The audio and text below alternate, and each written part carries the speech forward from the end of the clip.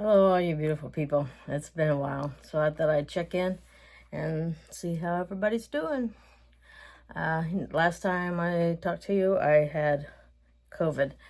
I'm happy to say I recovered from that. um, I'm going to try to get on. I know I said every time I'm going to get back on here more often, but right now we're in the process of remodeling my bedroom, so that's going to take a little bit of time. But I wasn't sure because I don't have a whole lot of memory from the last video. By the way, I am running for office, but that's not what I got this on for.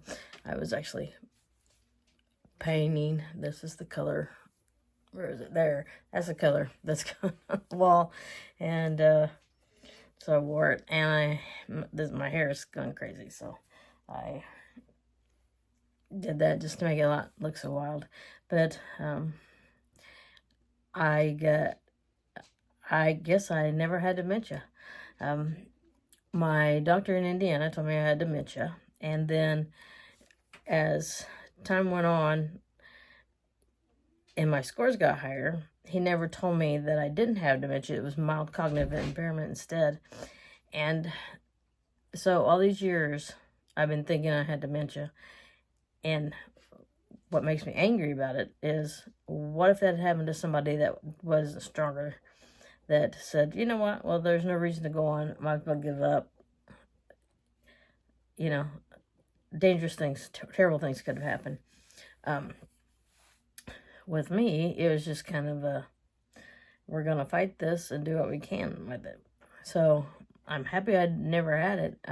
My lowest scores are in language, believe it or not, as much as I talk, but apparently I substitute words, and I still have aphasia when I'm really, really tired. That's probably permanent damage from the stroke. But I'm not as high as I was, obviously, pre-stroke, but I do believe the damage, I believe the stroke caused mild cognitive impairment, and probably what has happened is my brain has healed some over the time and put me over the line. There's a test that you take, it's got 30 points, and 22 is dementia, 23 is mild cognitive impairment. And let me say this before I go any further. Just because you have mild cognitive impairment does not mean that it will turn into dementia. Does not. You know, I've stayed this way for how many years? All these years that you've known me. This is making me look really, really heavy. I'm not that heavy, again, I don't think. But anyways, I look at myself, I'm not looking good. But I'm tired from working, I guess. I live in Arkansas now. I'm just trying to hit all the high points because I'm afraid that I've missed stuff. My family's back together again. I'm happy to report that the two that were really giving me a run for my money, the oldest one is, of the two, is building rides. He's actually a welder, so he's building rides, or putting together rides at Disney World. And the other one is a Boilermaker. And the funny thing is, I'm from Indiana. We had the Purdue Boilermakers.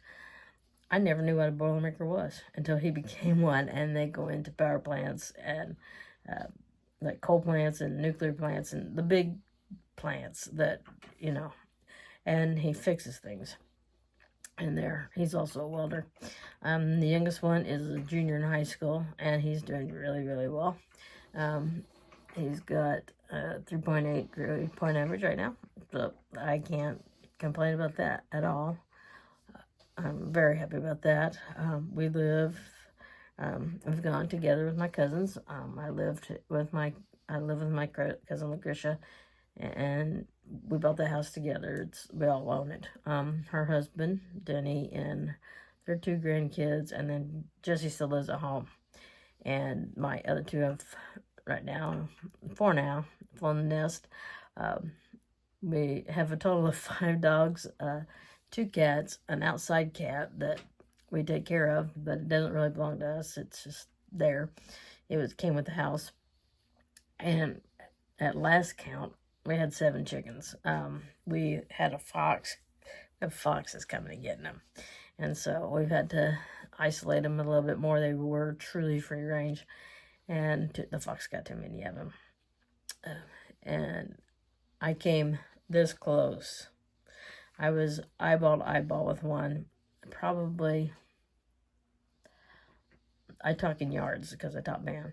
So he was probably maybe 30 yards away. Probably closer. And he was good size. He was not a red fox. He was a full-size fox. Wasn't like the one that I put the short on of the video where I'm chasing the fox away. Was not that kind of fox. It was a full-grown regular fox. And I went out there, and I was yelling at him and everything, and he just stood his ground and was not going anywhere. He was looking me straight in the eye, and I was scared he was going to pounce on me. And so I went to fire my gun, and it wouldn't go off. But when I pulled up, when I raised the gun, he apparently recognized it and ran for the hills. We've locked the chickens up. We now have 6 hens and a rooster. And so we're going to maybe try to, maybe in the spring, get some more chicks. But right now, they're a breed that's not supposed to lay every day, and they are laying every day. So we're getting half a dozen eggs every day. That's a lot of eggs. And we have 6 people in the house, but we don't need eggs every day. I got a dog wanting in my room. He wait.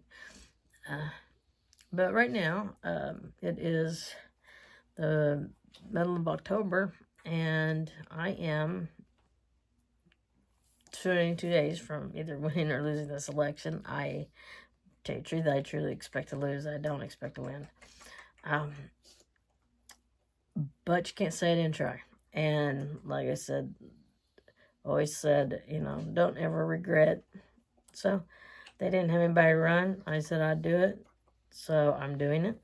Right now, I'm the only one that wears my shirt and wears my hats. Wears my pants. So I am going to speak at a banquet in a couple days.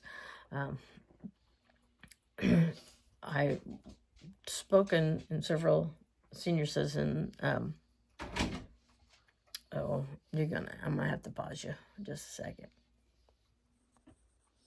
Okay, I'm back. The dog is safely in. I'm gonna turn you so you don't see the part that's not finished. Let's see. So we moved out in the country, and besides the fox, everybody's seen a panther. I got to see it today. Beautiful creature. Beautiful. We're having bears get in the trash. But we have a human with 2 legs that is giving us trouble, and the lady up the road, and he's the one that I'm not afraid of. 4-legged creatures, yes, but 2-legged, no. And we found out this room, actually the original part of the house is down that way, and there was a carport, and so we connected the carport, and then I built my bed, my suite. I got my bathroom. Finally, I got my bathroom the other day, just like a couple days ago, and then my room, and then there's another room on the other side of this wall that is going to be used kind of like a guest room. So anyhow, meanwhile, back at the ranch, the door had to make a hallway, and so the door is like right straight across from where I'm sitting right now to come in. And in the hallway we have a pantry, and we have because it's a very wide hallway, we have a chest, I forget the word, freezer chest, and an upright.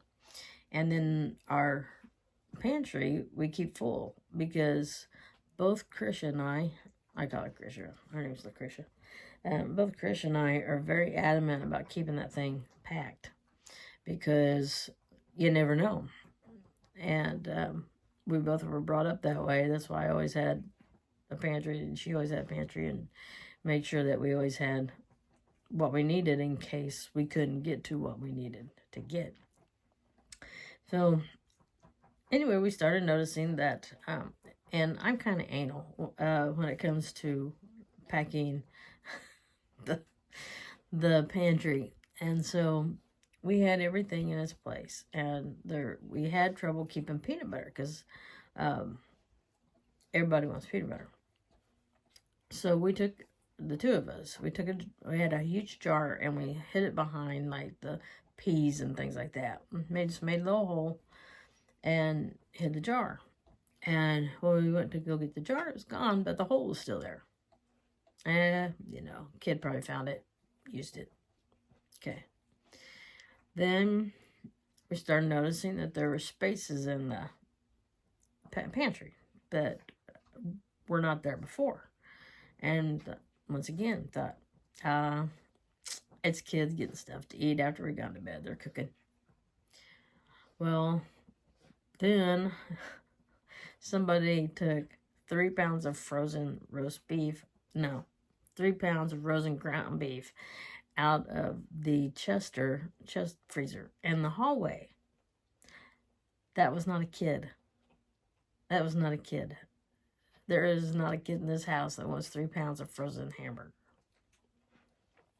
So I put up cameras. We put up cameras and stuff. And one day, I went to put up the chickens, and it was, when the times were changing, and wasn't sure what time it was getting dark, and it was later in the day, and I thought I'm gonna go put the chickens up, and it was still light out. It was like 5:30 in the afternoon, and it was last spring, into the end of the winter kind of time, and I thought, well, I'll just go ahead and put them up. Hang on. So I walked down this hallway, and I could scream at the top of my lungs right at this moment, and nobody in the house would hear me. We have a walkie-talkie in case I need to get hold of somebody in that part of the house. So I know that nobody's going to hear me. So I got up, and I came down the hallway, and I opened up the door, and when I opened up the door, there was a man standing there. And I slammed the door shut, and I thought, what am I going to do? I can't get their attention. I didn't. And I thought, wait a minute. You're the grown-up. You can open the door. So I opened the door, and I'm going to do a check back with you for just a second, see what generation's watching me. But I opened up the door, and he had jumped back like 10 feet and went, I'm your new neighbor. I just want to come over and introduce myself. I'm going to be living in that trailer over there, and I'm going to be working on it during the day, not at night. I mean you no harm. I mean you no harm. I didn't even bring my phone because I didn't want you to think I had something with me. I'm 60 years old. I've never introduced myself to my neighbor with my hands up. So we figured out that what it was he's getting ready to sneak in the house because it was only 5:30 and the sun was still up. He was not expecting anybody to open that door. I opened the door and caught him. And so we checked out his story. It was false. He was lying. He was not moving in that trailer. He was squatting. Most of the time they come over, it's not, it's just mischief. They cook on our grill. We left food out in case it was somebody that was homeless. They didn't want that. They still came to the house, got our food. They came as far as going into our kitchen and getting pots and pans. We can't keep the door locked because we have too many people come. We got 6 to 7 people at a time living in this house, and we gotta come and go all the time because our cars are parked out here. But we're gonna have to get a ring light or a peephole, or I don't know. We tried to put a code lock on it. I can't figure it out. So one night I went down to put it was after dark, and I went down. It's just, we live on a ridge, so I had to go down the hill to go to past my car and down the ways to get to the chickens to put them to bed. And it was after dark. This was probably the maddest I ever have been. And you know that I can get pretty mad. And I heard Lucretia yelling from the front porch, "Lisa, get back in the house. Lisa, get back in the house." And I said, "I will." All I had to do was close the door and pull the little latch thing. And then I heard Denny yell, "I'm going to go get my shotgun. Lisa, get in the house." And so I'm thinking, well, there's something going on I don't know about. And so I start walking back, and I go towards the porch instead of going towards the door. And I said, "Are you guys, is this real?" And she goes, "Yes, Lisa, there's a man standing by your car." That guy got in between me and the house. Well, at this point, I come running into the house, but not because I'm scared, but because I'm mad. And I grabbed my gun and I went out there, and I yelled at him, and I said, "You get off our property," and I won't tell you every little single detail. But I fired once, and then I said the next time, I said, "I'm warning you now. I'm not firing at the ground. I'm not firing up in the air. I'm firing straight ahead." Now, it's pitch black out here. And down the ways a little bit, somebody has, they call them spook lights. But they're like street lights that you pay for to have out in the middle of nowhere so that it's not quite so scary. Well, there's one down the bottom of the hill in somebody else's property. And I said, I'm shooting this straight. You better pray that you are not between me and this bullet, or where this bullet's going to land. And all of a sudden, this guy, he went zigzagging down the hill, he was parked under that light, got in the car and took off. Well, I jumped in my car and chased him. I don't know what I thought I was going to do if I caught him. I really don't. Get a license plate number or something. We have called the police. The neighbor up here is 73. They come around and knock on her doors and windows at all hours of the day and night, like 4 a.m. and 6 a.m. and to scare her, but she doesn't scare any easier than I do.